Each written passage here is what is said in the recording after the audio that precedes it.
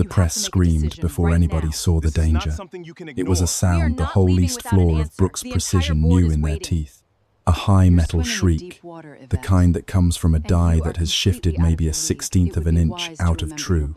And then the smell, hot oil and scorched steel, and then the red strobe over the line, throwing everybody's shadow up the cinder block wall in long, ugly stripes. For 3 seconds, nobody moved. 3 seconds is a long time on a stamping floor. 3 seconds is how long it takes, a 400-ton press, to turn a man's hand into a thing the trauma surgeons downtown talk about at conferences. Then a woman in a plain grey coat crossed the yellow line that nobody crossed, put one flat hand in the air, and said, "Kill it, now." A kid named Reggie hit the E-stop.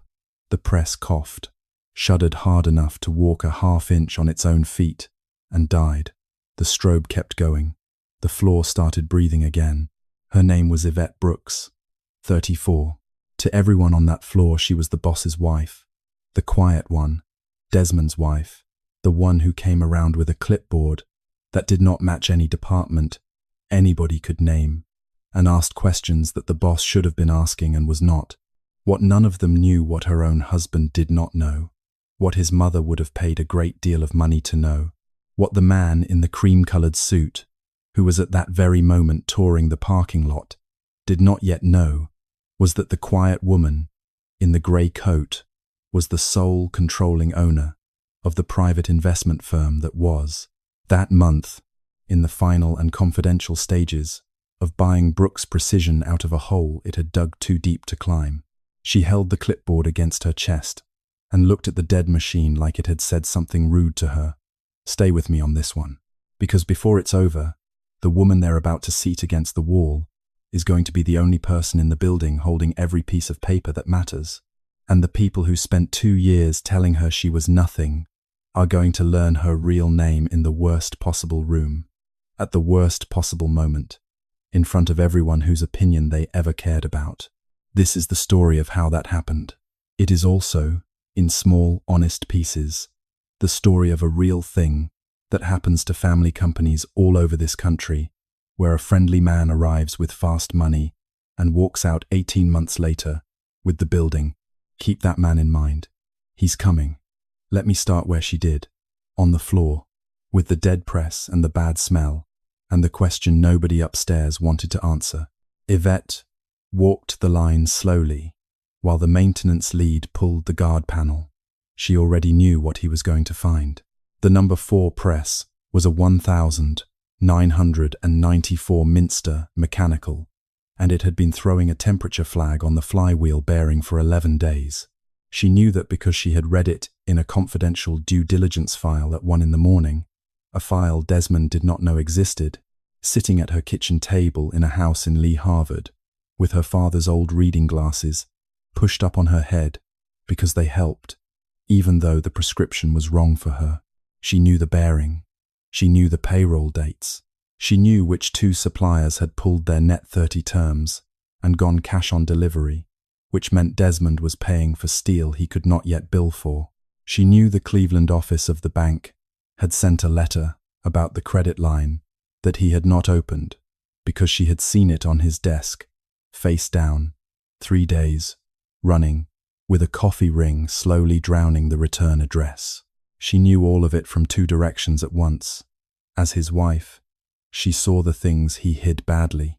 As the woman whose firm read everything, she saw the things he could not bear to read at all. Loretta Mays came over, wiping her hands on a shop rag. Loretta was 61 and had been on that floor for 29 years, since before Desmond's daddy passed, and she pressed one hand flat to her chest like she was holding her own heart in. "That could have took the whole line," Loretta said. "That could have took the whole line, and a hand with it. Lord, that could have." "It didn't, though," Yvette said. "It didn't." Loretta let her breath out. Then her face changed, went soft and proud. "My grandson got the apprenticeship, the one out at the community college. Welding. Starts in the fall. He earned that. He surely did." Yvette did not mention the phone call she had made 6 weeks earlier, the quiet word through a supplier contact, the kind of help she gave the way her father had taught her to give it, with no name on it and no debt attached and nobody the wiser. That was not the floor's business, and it was not Loretta's business, and it was, if she was being truthful with herself, the only part of her life that still felt clean. Curtis Boyd came across the floor with grease to the elbow and worry in his whole body. Curtis was 58, ran operations, and cared more about the people clocking in than the name over the door, which in this family was a rarer thing than it should have been. "The floor's done," Curtis said. "It's not a repair, Mrs. Brooks, it's a teardown. And if she's down when the Halverson order runs, we miss the window. And if we miss the window, Halverson walks. And if Halverson walks, we lose the receivable we already borrowed against," Yvette said. Curtis stopped, looked at her. "Yeah, that. How'd you?" He shook his head. "You always know the thing he should know." That landed somewhere under her ribs, because it was true, and because it was the kind of true that had no good answer. "Get me the teardown estimate," she said. "Real numbers. Today. Not what he wants to hear. He's not going to want to hear any of it." "I know." Curtis looked up at the office windows on the mezzanine. The blinds were shut. They'd been shut a lot lately. "You ask the questions he won't," Curtis said. Quieter. "Somebody up there better start answering them." She followed his eyes to the closed blinds and did not tell him that she had already answered most of them herself, at 1 in the morning, in her father's wrong glasses, in a house 3 miles from where her grandmother had bought a brick bungalow in 1961, with money she'd saved cleaning offices downtown. Behind the blinds, Desmond Brooks was losing a phone call. She heard the end of it through the glass, before she opened the door. His voice up and tight, the way it got when he was scared, and would rather be anything than scared. "You'll get paid when cash stabilizes. No, you don't get to threaten this company. This is my family's company." The receiver came down hard. He had a folder open on the desk. When he saw her, he closed it. Not fast enough. She caught the corner of an overdue payroll funding notice and, under it, a financing term sheet with a name across the top in a heavy serif font. Thornwood Capital. Desmond was 37 and handsome in the way his father had been. The long jaw, the good shoulders, except his father's face had carried something his did not, some weather he hadn't lived through yet. He had inherited the company. He had not inherited the spine that built it. That was the whole tragedy of him in one sentence, and Yvette had spent 2 years refusing to say it out loud. "How bad?" she said. He gave her a laugh that was mostly air. "It's business, Yvette. You wouldn't understand." It was a small sentence. It cut deep anyway, the way the small ones do. For half a second, she saw a different Desmond, 28, in the rain, the night they buried his father, gripping her hand outside the funeral home and saying he just wanted to protect what the old man built, his voice cracking on protect. She had believed that boy. She had married him in part because of that boy. She kept looking for him in this man's face and finding him less and less. "If there's a term sheet under that folder," she said, "let outside counsel read every default clause before you sign your name to anything." His jaw set. "You heard one phone call, and now you're a financier?" "No, I heard somebody scared. There's a difference, and one of them signs bad paper." Something moved behind his eyes. Shame, maybe, reaching for the surface, and then his pride shut the door on it, the way it always did now. "My mother's bringing people who can actually help," he said. "Please, don't make today harder than it has to be." Her phone buzzed against her hip before she could answer. She read the name on the screen and stepped back into the hall. Theo Marsh, 49. Her lawyer, and the only living person who knew both halves of her, Yvette Brooks, the boss's quiet wife, and Yvette Calloway, sole beneficial owner of Sentinel Capital through the Calloway Family Trust, the trust her father had built and named for himself before she was old enough to spell it. "Tell me it's not on fire," Theo said. "It's smoking. The independent committee wants your sign-off to keep moving toward close. Company counsel has the trust structure verified." The conflict review is the only thing standing between us and an offer the board can actually vote on. A pause. But you've got a problem you're going to like even less than the press bearing. Say it. There's a second bidder sniffing around Brooks. Bridge financing, not acquisition. Thornwood Capital. She closed her eyes. The serif font on Desmond's desk.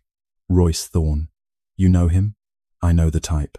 My daddy used to say there's two kinds of men who show up when a plant is drowning. The kind who teaches it to swim, and the kind who teaches it to sink slow enough to bill for the lessons. That's a Solomon line if I ever heard one. It's a Solomon line. She let herself stand in it for a second. Her father, Solomon Calloway, who had bought broken plants across the whole rusted middle of this country and rebuilt them without ever once firing the people who made them worth buying, who walked her through a stamping floor in Lorraine when she was 16 and pointed at the men on the line, not the sign out front, and told her the only thing she ever needed to remember about money. She could hear it now. She heard it most when she was about to do something that scared her. Theo, don't sign me off on close yet.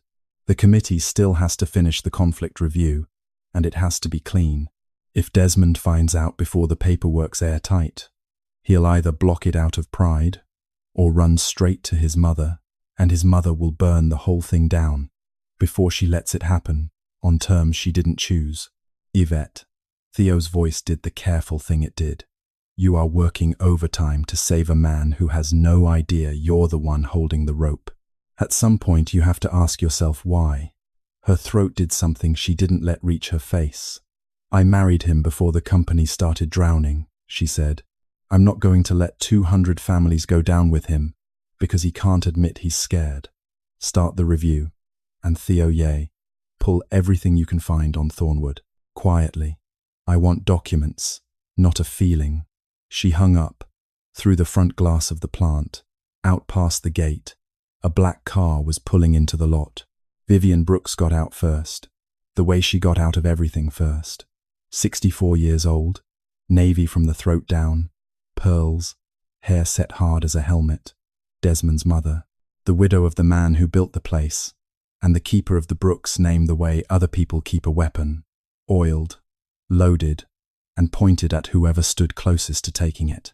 She was not alone. The younger woman who stepped out behind her wore a cream coat that cost more than Loretta May's made in a month, and she looked up at the sign over the plant, Brooks Precision Components, the letters going green at the bolts like she was reading her own name on it. Vivian touched the young woman's elbow and said something that the wind carried just far enough. It only needs the right woman beside him, Sabrina. That's all it ever needed. Up on the mezzanine, the blinds opened. Desmond stood at the window, and for the first time all morning, he did not look like a man ashamed of his sinking company. He looked impressed. Yvette watched her husband's face change at the sight of a stranger in a cream coat, and somewhere very deep and very quiet, under the part of her that knew bearing temperatures and payroll dates, and the exact weight of a 400-ton press, she felt the first hairline crack open in a thing she had spent 2 years trying with both hands to hold together. She did not know yet that the woman in the cream coat had already been told what was supposed to happen to Yvette. She found that out in a dining room, 8 days later, with her chair pushed against the wall. Do not sign anything until I've read it. Yvette's voice reached the executive dining room before she did. Inside, Desmond stood at the head of the long table with a pen already uncapped in his hand. Vivian sat at his right, still as carved stone. Across from them, a silver-haired man in a suit that fit like money had opened a leather portfolio fat with paper. Yvette, Desmond said, embarrassed and angry in equal parts. This isn't the time. It's exactly the time. The room had 6 chairs. 5 were at the table. The 6th had been pulled back against the wall, near the window, the way you set a chair for somebody you expect to watch and not to speak. Vivian's smile was thin as a paper cut. You can take that one, dear. Desmond needs to be near the people making the decision. Yvette looked at the chair. Then she looked at her husband. He found something interesting in the wood grain of the table and said nothing. The silence said it for him. She had not been invited. Curtis had warned her that morning.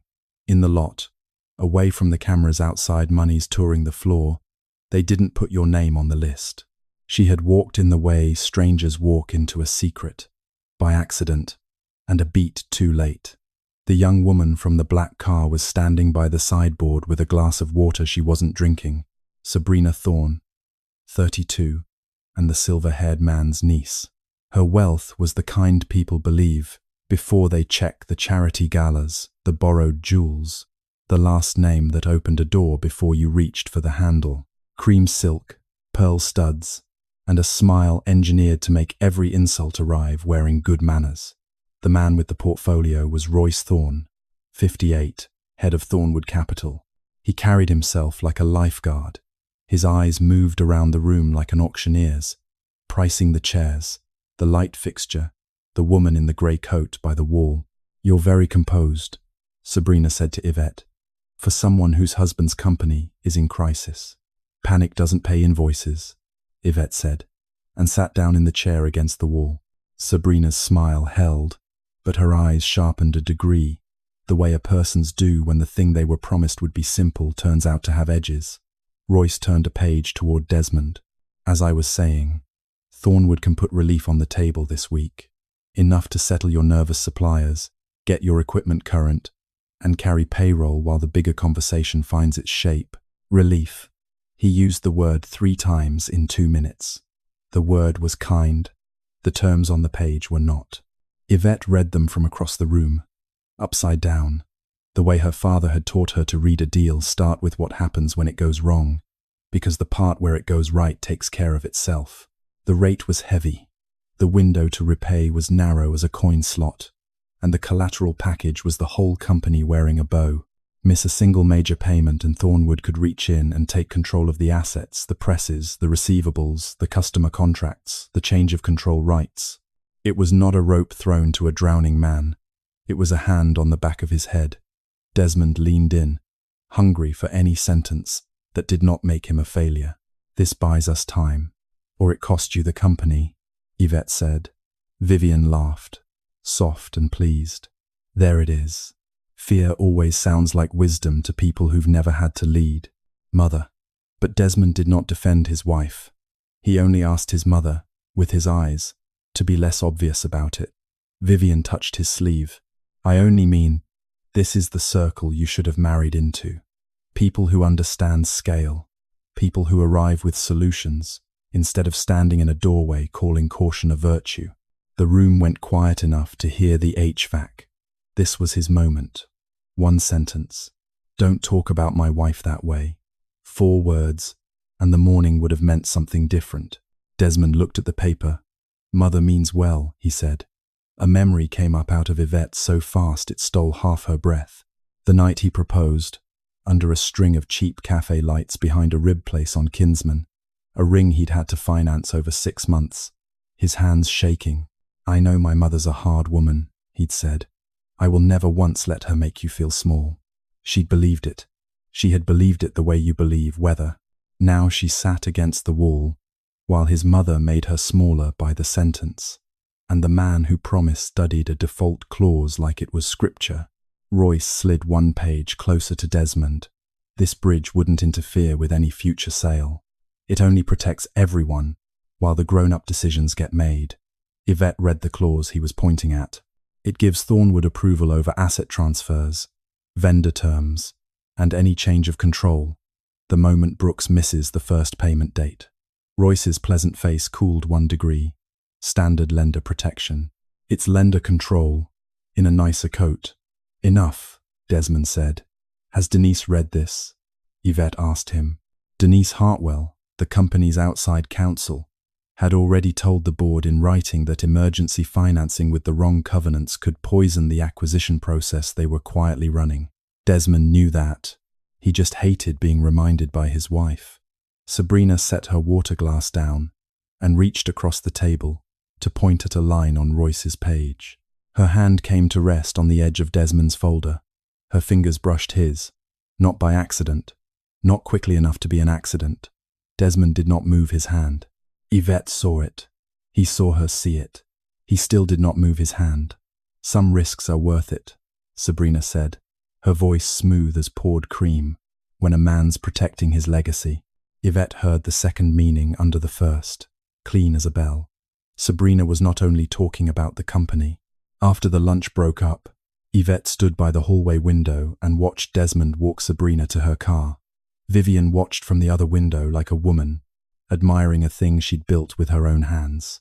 Out in the lot, Sabrina said something. Desmond laughed. A real one. The first real laugh Yvette had heard out of him in weeks. That hurt worse than the hand on the folder. That night she sat alone in his study with their wedding photo on the desk. His smile in it looked honest. Hers looked careful. She had her phone in her hand a long time before she dialed. Theo, open the file on Thornwood. Not a feeling. A file. Theo was quiet a moment. Misconduct or marriage?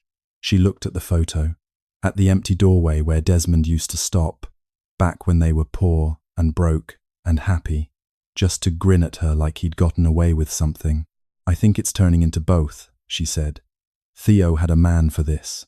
Otis Greer, 44, who worked corporate fraud and predatory lending patterns and hidden conflicts, and who had been waiting weeks for somebody to say go. Start him tonight, Yvette said. Documents. I don't want rumors.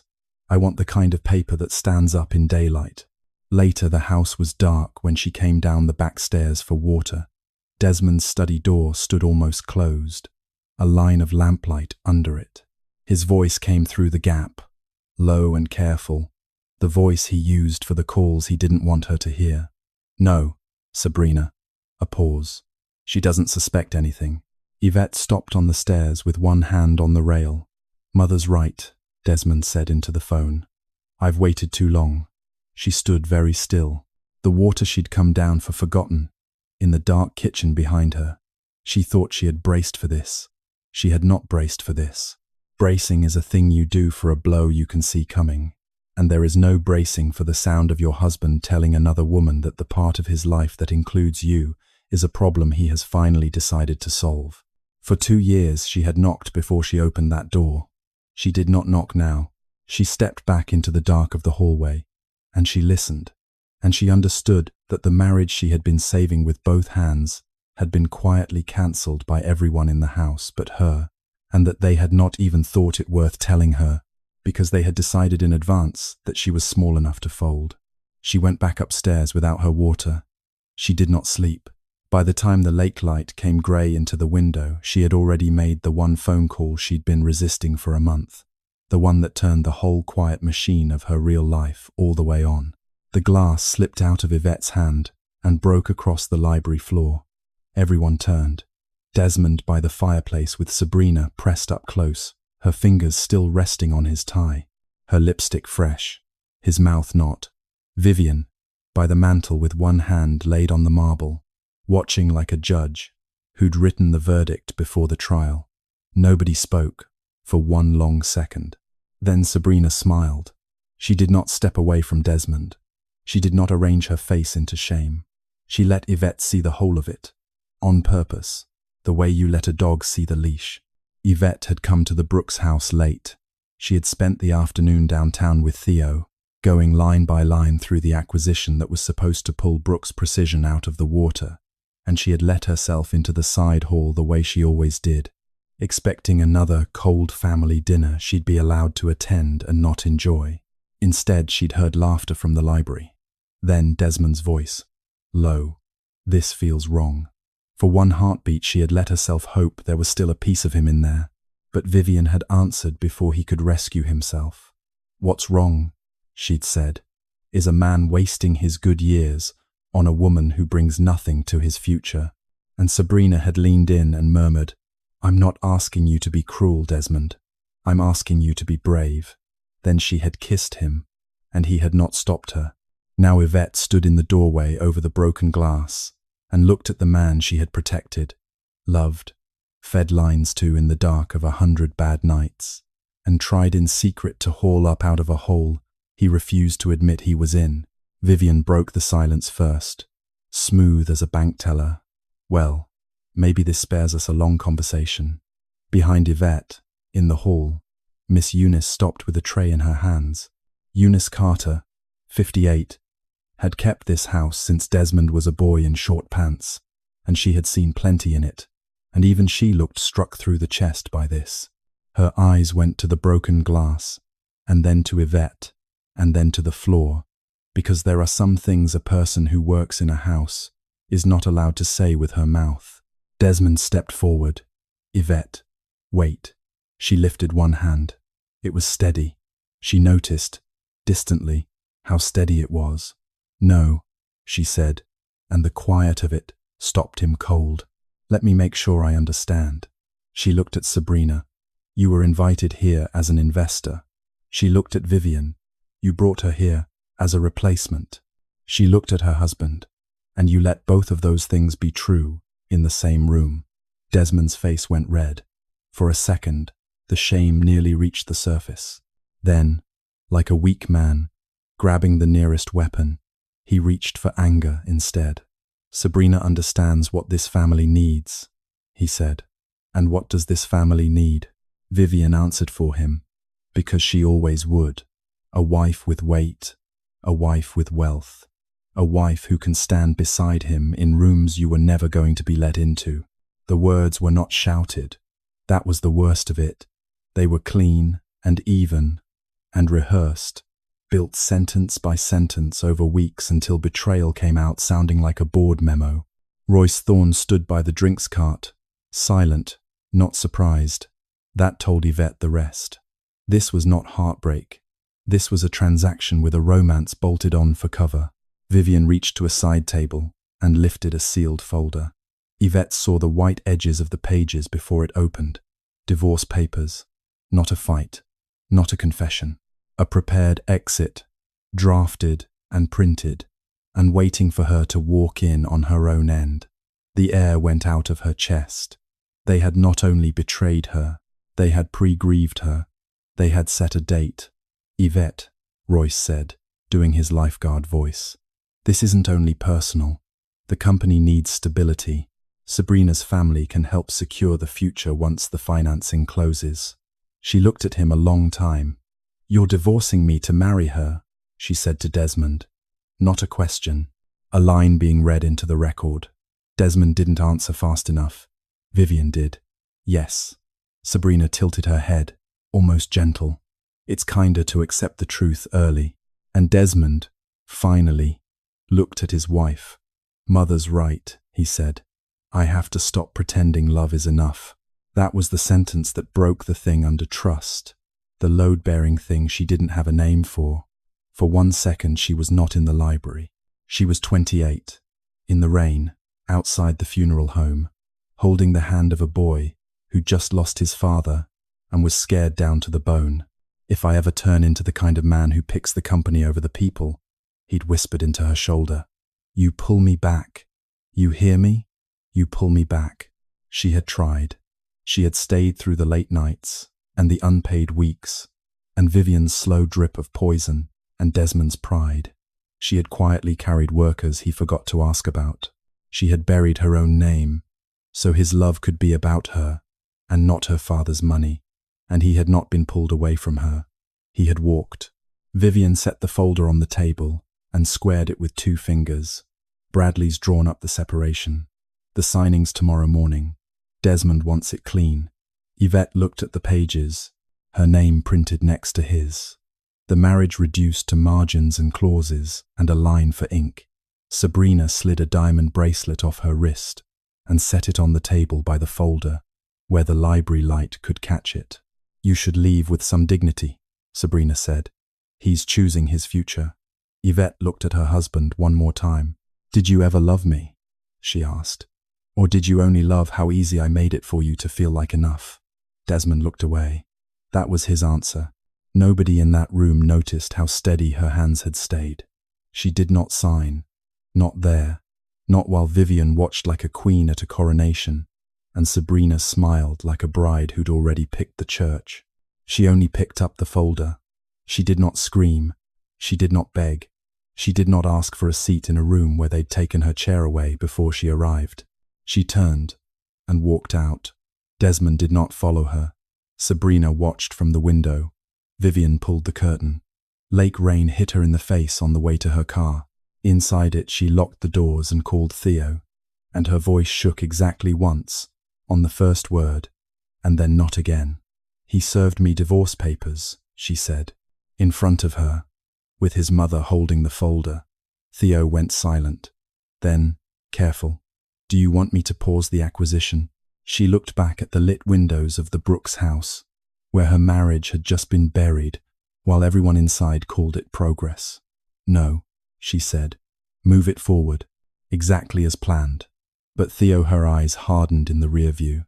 "Now we protect the workers first, and then we remove every single person who put them in front of those men."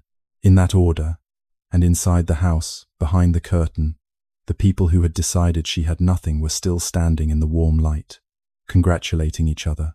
Sentinel Capital did not look like money the way people expect money to look. No marble lions, no gold.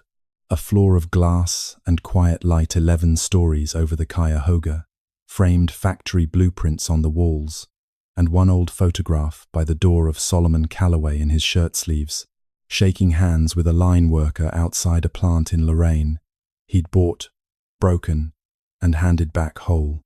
That was the whole decor. That was the whole point of the place. Work, not noise. Yvette stood at the end of the long table the morning after the library, in the same coat, her eyes tired and no longer lost. Something in her had gone very quiet since the night before. Not dead, not cold, aimed. Theo had a legal pad. Otis Greer had the table covered in files, and each file connected one person to another, with a line of red string in his head, if not on the wall.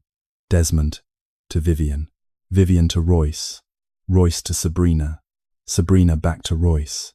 It had stopped being a betrayal somewhere in the night and become a web. Otis tapped the first stack. Thornwood's run this play before. They find a family company that's scared and short on cash. They show up friendly, fast bridge money. Usually a personal connection greases it, a board seat, a marriage, a man's vanity. Then come the asset sales, the layoffs, the contracts sold off cheap to the next company down the line. Then an empty building with Thornwood's name on the deed. "How many companies?" Yvette said. "6, I can confirm. 3 more I'd bet my license on." Theo added. "Same shape every time. Debt, panic, a friendly investor, a personal hook, forced restructuring." Yvette's eyes went to a printed email at the corner of the table. Her stomach dropped before her brain caught up to why. Vivian had sent Royce the company's internal numbers. Not gossip, not a worried word at a dinner. Exact figures: the debt, the supplier squeeze, the payroll dates, the bearing on the number 4 press, the soft places. She'd handed Thornwood the map of where to push. Yvette touched the page with 2 fingers. "She leaked this. It surfaced clean," Theo said. "Company counsel preserved it once Denise opened the conflict review. We're not standing on stolen paper. This is in the official board packet now." That mattered to her more than the email did. She did not want a win built out of a crime. She wanted the kind of truth that didn't flinch in the light. Otis laid down another sheet. Sabrina opened contact with Desmond 2 days after this email. Started business. Slid private. Then meetings that weren't on anybody's calendar. Yvette looked away from that one. She could handle a balance sheet. She could handle a default clause. She could even handle betrayal when it had a shape and a paper trail. But the timeline was a different kind of knife, because it showed her, in dates, that while she'd been quietly keeping the lights on for a man who called her clueless, another woman had been studying, on a schedule, how to step into her life. "There's more," Otis said, and his voice dropped the way a man's does when he's about to hand you the thing he wishes he didn't have. "Sabrina Thorne isn't liquid. The whole Thorne picture, the galas, the real estate, the jewels it's leveraged to the rafters, pledged, borrowed against borrowed. They don't need Brooks's money. They need Brooks's contracts and Brooks's equipment, and they need them before anybody slows down to look." Yvette set the email down. For the first time since the library, she almost laughed. Not because it was funny, because of the math of it. Desmond had thrown away the woman who could have saved him for a woman who was trying to harvest him and who did not even know that the thing she'd really circled, the trust, the firm, the leverage that could break thornwood like a dry stick, belonged to the quiet wife she'd watched get seated against the wall. "Why is she really here?" Yvette said. Otis slid the last page across. A message, recovered clean through the company's legal review, because Sabrina had been careless enough to send it while discussing company matters from an account that landed in Thornwood's own document production. Yvette read it once. Read it again. Once Desmond's locked, Vivian handles the mother angle. The wife is quiet. She'll fold. The room seemed to hold its breath. Theo asked. Soft. "What do you want to do?" Yvette stood. Her reflection in the glass wall behind her stood with her. Steady, the river going slow and brown below. "She got one thing right," Yvette said. "I was quiet." She gathered the folder with her own name on it. "That part's over. Theo, when's the board meeting?" 48 hours. Then give them 48 hours to feel safe. And across the city, in a house with the curtains drawn, 3 people were already arguing about which photographer to hire for the morning after the vote. Why is she here? Yvette's question was quiet, but it hit the legal conference room like a door slammed in a still house. Sabrina sat beside Desmond, one smooth hand resting near his arm, wearing a soft smile and the diamond bracelet that threw light every time she moved. Vivian sat on his other side in a pale dress, looking less like a mother at a divorce signing than a woman who dressed for a christening. Across the polished table, Bradley Stern, 46, Desmond's divorce lawyer, the man hired to make the cruelty look like procedure, cleared his throat. His expensive pen hovered over the agreement, as though he could force some dignity into the room by pretending not to see what was sitting in it. Yvette sat beside Theo. She had come with no drama, no tears, no plea. Plain coat, hair pinned, wedding ring still on her finger, only because she hadn't yet decided where she wanted to set it down. Sabrina leaned in and laid her bracelet on the table, like a flag planted on a hill. "No hard feelings," she said. "Some women are chapters, some are legacies." Yvette looked at the bracelet once, and then looked away. The small silence bothered Sabrina more than a slap would have. Bradley pushed the pages across, the agreement straightforward. "Mr. Brooks is content to let you keep your vehicle, your individual accounts, and a modest settlement. He'd prefer this not get ugly." Yvette looked at Desmond. "Then why bring the woman you cheated with?" The room stilled. Even Bradley stopped moving his pen. Desmond's face darkened. "Don't make this dramatic." "Drama," Yvette said, "is what betrayal calls it when it wants you quiet." Vivian drew a sharp breath. Theo didn't move. He'd told her in the elevator exactly how this had to go. Let them think they were winning. Let them believe she had nothing. Let Desmond sign before the board meeting. Let the law shut one door clean before the truth opened the next one. Because Sentinel Capital was not marital property. It was held through the Calloway family trust. It had been funded before she ever met Desmond Brooks. It ran under her maiden structure, Yvette Calloway, not the Brooks household. And years back, when Desmond had been too proud to bother with what Vivian sniffed at as the old Calloway paperwork, he had signed a premarital agreement confirming that trust-held assets stayed separate, forever, on both sides. He'd thought he was protecting the Brooks name from her. Now the same page protected her from him. He just didn't know the size of the thing he'd waived. He looked at the agreement like he was being generous with it. That hurt more than the cheating. Somehow that he could sit there feeling magnanimous about letting her keep a 2014 Honda. A memory surfaced. A rainstorm early in the marriage. The two of them trapped in a one-room rented office near the plant with the power flickering. Desmond complaining about rich families who bought respect and called it class. "At least with us," he'd said, holding her hand across a folding table. "Everything's real." She had almost told him the truth that night. About her father, about the trust, about all the ways she could lift him, that he couldn't imagine. But she'd seen the pride in his face and the fear underneath it. and she had decided to stay small so his love would have nothing to compete with. She understood it now, all the way down. He had never loved that everything was real. He had loved believing she was smaller than he was. Vivian leaned in, her perfume sharp and cold. "You should be grateful, dear. You're leaving with more than you brought."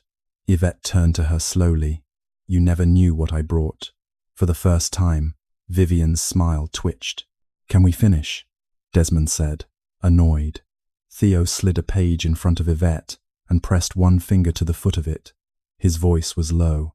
"This confirms separation of personal, premarital, and trust-held assets. Once it's signed, neither side can later claim surprise. Absent fraud, their disclosures are attached. Ours are legally sufficient." Yvette nodded. Her fingers trembled as she picked up the pen, not from fear, from signing away the last piece of the man she'd tried to save. She signed. Desmond signed right after her, almost relieved. Bradley notarized the separation and the asset waiver. The divorce itself still needed a judge, but Desmond carried himself like the marriage was already in the ground. To him, the hard part was done. To Yvette, the truth had only started moving. Sabrina smiled like a woman watching the aisle clear. Vivian sat back, satisfied. Then Theo's phone lit on the table. A message from Otis crossed the screen. Confirmed. Thornwood attempted improper influence, ahead of acquisition approval. Evidence package complete. Theo angled the phone an inch. Yvette read it. Her hands went still. Bradley gathered the papers, with no idea the real agreement in that building had just shifted somewhere far over his head. In the hall, with his mother 3 steps back and Sabrina watching through the glass, Desmond followed her out, and for one moment, alone, looked almost human. "You'll be okay," he said. "Right?" She looked at the man she'd once loved. "I was okay, before you ever knew me, Desmond," she said. "You just never once asked why." She walked to the elevator. Behind her, Sabrina laughed, low. Theo stepped beside Yvette and pressed the call button. "Board meetings in 48 hours, he said. "Independent committee opens with the ownership disclosure. Conflict review after." She watched the numbers climb toward their floor. Then give them 48 hours to feel safe. She went back to the house once. Only once. For 3 things. Singty. The key shook in her hand at the lock, and for one wild second, she thought somebody was watching her from inside the dark front rooms. The porch bulb buzzed and flickered over her head. The same house where she'd once waited up for him now felt like a place that had already forgotten she'd lived in it. The smell hit her first when the door opened. Wood polish, cold air, Vivian's perfume still hanging in the front hall like a guard. Yvette came in with one empty box. She hadn't come to fight. She'd come for her father's framed blueprint, the old wool coat from the hall closet, and the small carved music box Desmond had given her in their first year. That was all. Miss Eunice came out of the kitchen drying her hands. Her face fell the second she saw the box. "Mrs. Brooks," she said, almost a whisper. "I'm so sorry." For years that name had sounded like belonging. Now it sounded like a coat that no longer fit across the shoulders. "Call me Yvette, Miss Eunice, please." The older woman nodded, and her chin trembled, and she let it. Yvette walked the hall slow. Every step pulled a memory off the walls. The dining room, where she and Desmond had once painted one wall the wrong blue, and laughed about it, until Vivian arrived and called the color juvenile. The stairs, where Vivian had stood with her, arms folded picking apart curtains Yvette had chosen, and Desmond had said later, "I'll talk to her," and never had. The front room, where she'd waited alone on an anniversary, while he swore he was at the plant. She'd believed him then. She'd wanted to. In the study, his desk was still a mess of unopened mail and dead pens. She opened the top drawer for the music box and found instead a rubber-banded stack of little folded papers. Dozens of them, the lunch notes she'd tucked into his bag over the years. "You can do this. Come home if you can. I believe in you." He'd kept every one. She sat down slowly in his chair. It meant he had known she loved him. Somewhere in him he'd saved the proof. But keeping the notes was not the same as honoring the woman who wrote them, and she made herself stand back up before the drawer could talk her into anything. She took her father's blueprint off the wall, the first plant Solomon Calloway ever bought and brought back, his own handwriting in the corner. People first. Always. She set it in the box. She found the music box on the shelf and opened the lid. The little tune climbed up out of it, thin and sweet, and a memory came clean and sharp. A hard month, money tight, love still simple, Desmond pressing it into her hands. When the world gets loud, he'd said, open this and remember we've got our own quiet. She stared at it. She closed the lid. She did not put it in the box. That quiet wasn't hers anymore. Then car doors slammed in the drive. Voices in the front hall. Desmond, Vivian, Sabrina, carrying a folder of what looked like announcement drafts and a magazine with a bride on the front. Vivian was already talking as she came in. After tomorrow we can finally announce something respectable. All three of them stopped. Desmond's face went first. Shock, then shame. Sabrina recovered fastest, her eyes dropping to the box, then to Yvette's hand. You still have a key. Yvette held it up off her palm. Not after tonight. Vivian eyed the box. Taking souvenirs? Only what was mine before I forgot myself in this house. Desmond flinched. Sabrina slid her hand into his. A small motion, but it landed like a deed being filed. In the house where Yvette had been a wife, Sabrina stood beside him, already taking inventory of the rooms. Tomorrow's going to be hard for you, Sabrina said. Yvette looked at her, calm. Tomorrow's going to be hard for a lot of people. Vivian laughed. Still talking in riddles. That's what women do when they've got no power. Yvette turned to her. For a long moment she said nothing. Then, quietly, you taught your son to look down on people so often, Vivian. He never once noticed what was standing above him. Desmond's eyes narrowed. For the first time he seemed to sense something in his wife's calm that he could not read, and it bothered him more than anger would have. Yvette set the house key on the entry table, took her box, and walked out into the cold. Her phone rang before she reached the car. Theo, all board packets are delivered. She stopped beside the driveway. The sealed evidence file too? Yes. Ownership disclosures at the front of every folder. Independent directors see it first thing. Desmond's packet won't open until the chairman calls the meeting to order. She looked back at the house one last time. 3 shadows moving in the warm light. Still sure tomorrow belonged to them. Good, she said. Let them open it, in front of each other. Desmond's victory speech was still in his hand when the boardroom doors opened too early. Every head turned. For 1 second he thought it was a director running late. Then he saw the charcoal coat, the calm face, and the woman he'd left standing in his past, walking into the room like she'd built it. The paper bent in his fist. What is she doing here? The room had been set like a ceremony.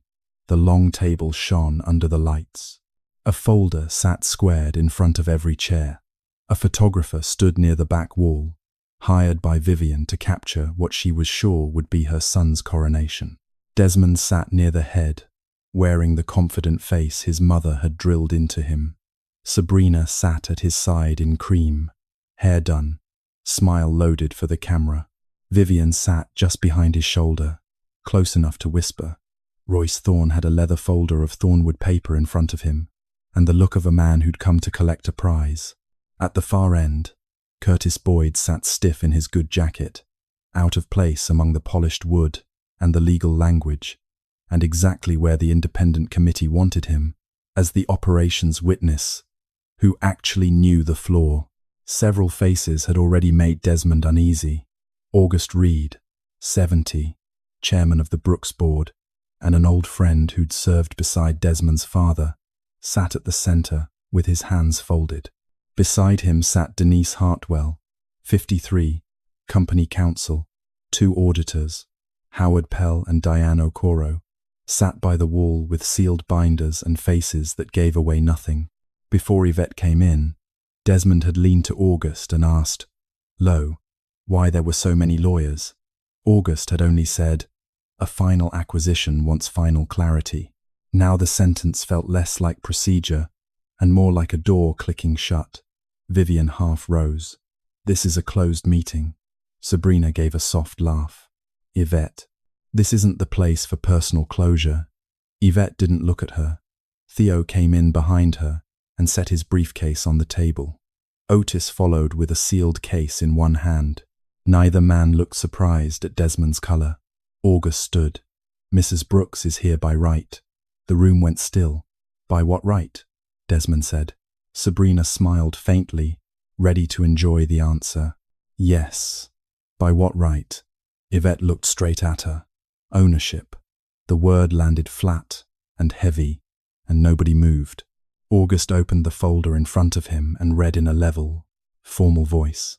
Yvette Calloway Brooks is the controlling beneficial owner of Sentinel Capital, the purchasing entity selected by the independent committee to acquire and stabilize Brooks Precision Components. Subject to today's approvals. Desmond's mouth opened. Nothing came out. Vivian's hand closed on the edge of the table. Sabrina's smile didn't fade. It vanished, like something wiped off glass. And for the first time the room saw Yvette plain, not the discarded wife, not the quiet woman seated near walls, not the chapter Sabrina had mocked. She stood there like she'd always belonged in that kind of room, because she had, since she was 16 years old, walking a stamping floor in Lorraine, beside the man who taught her how to read one. Memories hit Desmond one after another, each one now a witness against him. Yvette asking about supplier terms. Yvette warning him about the number 4 press. Yvette catching the payroll notice before he could turn it face down. Yvette asking the questions he had laughed at. His own voice came back to him, careless and cruel. It's business, Yvette. You wouldn't understand. Sabrina leaned toward Royce, whispering fast. Royce didn't answer. His eyes were on the folders, and he had stopped looking like a rescuer and started looking like a man, counting the exits. Vivian found her voice first. This is absurd. If she owned anything worth knowing, Desmond would have known. Yvette turned to her. No, Vivian. Desmond would have had to ask. That quieted even the air in the vents. There was a moment she was not proud of it, and she made herself notice it instead of enjoy it, where she watched Sabrina's hand drift an inch away from Desmond's arm and felt something small and ugly in her chest sit up and grin.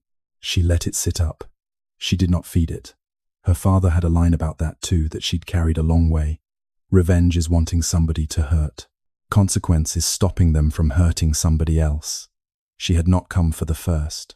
She breathed and put the ugly little thing back in its drawer and got on with the second. Denise confirmed the record with a nod. Ownership verified. Sentinel Capital is held through the Calloway Family Trust. The trust predates the marriage. The separation agreement signed yesterday confirms that Mr. A. Brooks holds no claim over trust assets. Desmond flinched. The divorce he'd thought set him free had locked him out of the only room that mattered. Yvette took the chair reserved for Sentinel's controlling representative. She didn't rush. She didn't smile. Her calm was worse than fury, because it gave nobody anything to push against. She looked at her husband. Before you thank your new investors, she said, you should know who owns them. Desmond went pale. Please open your packets. Nobody touched them at first. Then Curtis opened his. Then August. Then, one by one, the rest. Desmond looked down at the first page. His own name. Beneath it, the acquisition authority. Beneath that, a sealed tab. Conflict Review Thornwood. Capital Vivian Brooks. Desmond Brooks. Sabrina Thorne. He found his voice. You bought my family's company. She looked at him across the table, her face calm and her eyes not. No, Desmond, I saved your family's company. She opened the second folder. But first the board needs to hear who almost destroyed it. You nearly sold this company to the people trying to hollow it out. It took 40 minutes, and Theo did most of it, one document at a time. Point 1. Thornwood Capital attempted to secure control over Brooks Precision before final acquisition approval through a bridge facility whose covenants transferred asset control on the first missed payment. Otis opened the sealed binder and passed copies to August, Denise, and the auditors. Point 2. Royce Thorne received internal financial information about Brooks' debt figures, payroll dates, equipment failures before any authorized financing process. That information was not his to have. Vivian's lips parted. I was helping my son. Yvette turned to her. You handed strangers the soft spots of a company 200 families feed their kids on. Vivian had no answer for that. Point 3, Theo went on. Sabrina Thorne pursued a personal relationship with Desmond Brooks, while her family's firm sought leverage over this company. Point 4. Mr. Brooks advanced preliminary discussions with Thornwood without disclosing that conflict to this board. Royce gripped the table. I didn't. That's the problem, August cut in, his voice rough with disgust. Your father would not have signed that paper, son. Not for any number. The name landed on Desmond like a sentence. His father had always been his shield. Now the old man's memory turned into a mirror, and Desmond could not look at it. Point 5, Theo said. The proposed Thornwood restructuring included asset transfers and job cuts scheduled before the acquisition had even closed. Nobody said Loretta Mays's name. Yvette thought it anyway. She thought of Loretta's grandson and the welding apprenticeship and 29 years on the line, and of every worker who'd trusted the Brooks name more than the Brooks family had earned. Vivian stood. This is personal revenge. Yvette faced her, calm. No, personal revenge would have been easy. This is corporate governance. Simple words, but they ended the argument. Sabrina rose, trying to take the room back. This is jealousy. She's unstable. She lost her husband, and now she wants to punish everyone who moved on. Yvette didn't answer. Otis did. He laid one printed message on the table and slid it to August, who read it aloud in the flat voice of a man reading something he found distasteful. Once Desmond's locked, Vivian handles the mother angle. The wife is quiet. She'll fold. The room went cold. Sabrina reached for Royce's arm. This time Royce pulled it away. For the first time since Yvette had laid eyes on her, Sabrina looked afraid. Royce stood. This meeting has become hostile. Thornwood withdraws. Denise didn't let him finish. Thornwood's proposal is rejected. All further communication regarding this acquisition goes through counsel only. Any attempt to interfere with the approved process will be documented. Royce sat back down. There was nothing left to perform. August cleared his throat. The independent committee recommends approval of Sentinel's acquisition plan, subject to the governance terms in the packet. Desmond's voice cracked. Governance terms? Yvette opened the last page and read it the way she read everything, plainly, without raising her voice. Effective immediately, Desmond Brooks was suspended from executive leadership pending review of the conflict disclosures. His voting influence over transition matters was suspended during the review. Vivian Brooks was barred from any informal advisory role and from internal company access. Thornwood Holdings was excluded from all acquisition-related negotiations. Royce Thorne's proposal was voided. Sabrina Thorne's involvement was entered into the corporate record. Then her voice softened. Just once. Curtis Boyd will oversee operations through first-stage restructuring, reporting to the transition committee. The number 4 press gets torn down and rebuilt before the Halverson run, funded by Sentinel, not by debt. Payroll stabilizes Friday, and no worker is laid off under the first stage plan. None. Curtis dropped his head. His shoulders moved once and went still. Yvette remembered Vivian in the library, telling her that dignity would be the one thing she got to leave with. Vivian's hands were trembling on the table now. Yvette did not mock her. She only closed the folder. They scattered in the hallway, the way people do when the thing they were standing on goes out from under them. Desmond reached for Sabrina. We can fix this. She pulled her arm free. We? Her face had gone cold and businesslike, which was, Yvette thought, the only honest expression she'd ever worn. You told me she was nothing. You told me this company was yours. Sabrina, alignment requires value, Desmond. The word hit him in the chest. Alignment. That was what she'd called the thing he'd traded his marriage for. Royce was already gone, halfway down the hall with a phone at his ear, talking fast to a lawyer, not looking back at his niece. The second the plan died, loyalty turned expensive, and nobody in that family had ever paid full price for anything. Sabrina went after her uncle. Desmond stood alone. A few feet off, Vivian sat on a bench turning her pearls between her fingers. The pale dress she'd chosen for a celebration looked obscene now. Workers passed in twos and threes, some glaring, some only pitying, which was worse. For years she'd believed the Brooks name made her untouchable. Now she looked like a woman who'd handed strangers the key to her own house and then blamed the door for opening. Desmond walked back into the boardroom. Yvette was near the window with Curtis, talking low, Theo at her shoulder. The folders were closed. The war was over, and the room still held the weight of it. Desmond came closer. His voice had gone small. Was any of it real? She turned. For the first time all day, the calm cracked not to tears, just enough to let him see the wound under it. Yes, she said. That was the tragedy. He swallowed. I made a mistake. She looked at him a long moment. A mistake is forgetting a date, Desmond. You built a whole life where everybody had a voice except your wife. Around him, his losses stood like empty chairs. The wife, the woman he'd left her for.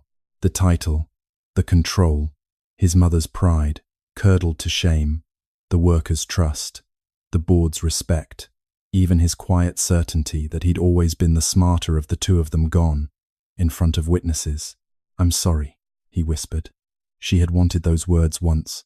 There'd been nights she would have given a year of her life to hear them, sitting up alone hoping he'd come in and take her hand and remember who he used to be.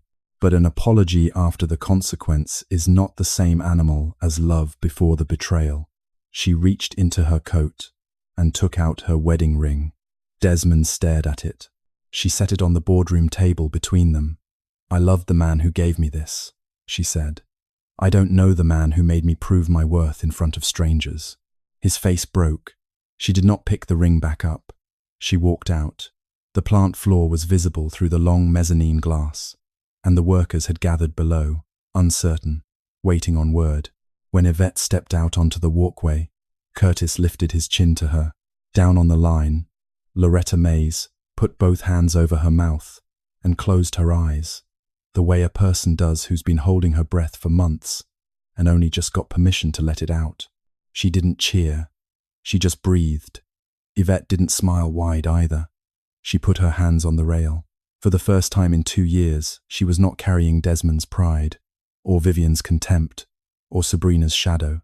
She was carrying only herself, and it weighed about what she remembered it weighing, before she'd learned to make herself smaller to fit through that family's doors. Down below, somebody threw the line breaker. The presses came back up one by one, the floor filling with that big working hum, and the rebuilt number 4, or the one that would be the rebuilt number 4. Soon, on Sentinel's money sat dark and waiting its turn. She thought of her father on a stamping floor in Lorraine, his hand on her shoulder, pointing not at the sign over the door, but at the people under it. Never fall in love with the name on a building, baby. Fall in love with how the people get treated inside it. She looked at the green bolted letters over the plant one more time. Brooks Precision Components. The name didn't belong to the people who'd abused it. It belonged to the ones who'd kept it alive. Behind the boardroom glass, Desmond watched the woman he'd called small turn out to be the one holding everything he'd lost. Yvette went down the stairs and out through the front, into the flat grey Cleveland morning coming up off the lake, and she did not look back. Not because she hated him, because for the first time, starting that day, nobody else got to decide who she was. Let me step out of the story for a minute before you go. I want to be straight with you about what's real in this and what isn't. It's fiction.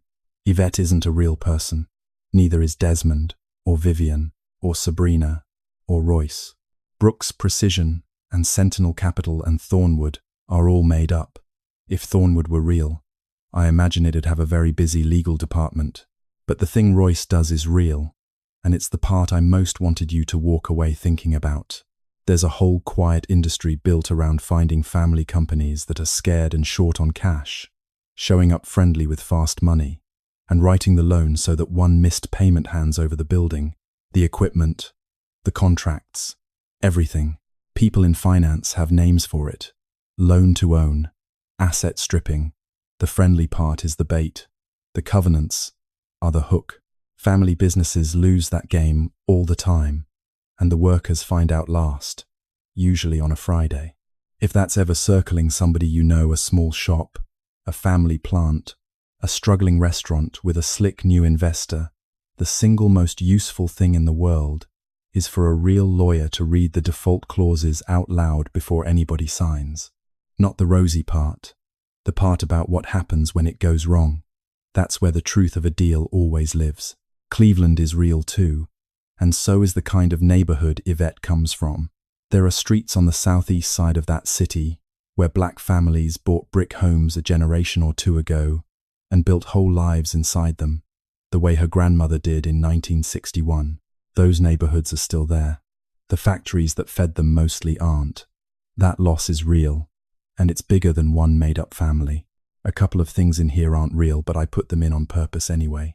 Vivian is invented, but the kind of harm she does isn't. People sell out their own family for money and call it being practical. They do it in big ways and small ones, and they usually have a reason that sounds almost decent if you don't look at it too long. Vivian had a reason. She's still wrong. I think anybody who writes a villain owes it to the audience to remember the villain is a person, and then to refuse to let that be an excuse. And Yvette is invented, but the kind of woman she isn't. I've known a few. The one who actually knows where the money went. The one who shows up when the machine screams and everybody else freezes. The one who carries a thing for years without telling you what it costs her. If that's you, if you're the one in your family or your job who holds the whole thing up and gets called the quiet one for it, I see you. Quiet has never once meant weak. Your people may not say thank you near enough. Consider this me saying it. The story ends neat. The bad people lose in one room, in front of everybody, and the good ones win, and the dignity that got taken gets handed back. Real life is rarely that tidy. I wrote it tidy anyway, because sometimes you need to watch the person who was underestimated walk into the room and own every chair, even if the room is made up and the chairs are made of words. Stories don't fix anything. They just remind you which endings are still possible. Thank you for staying to the end of this one. If a moment in it got you, tell me about it down in the comments. Tell me about the quiet one in your own family, the one who always knew where the money went. I read what people write. I read all of it. Take care of each other out there. The world is harder than it has to be. We're stronger than they keep telling us we are.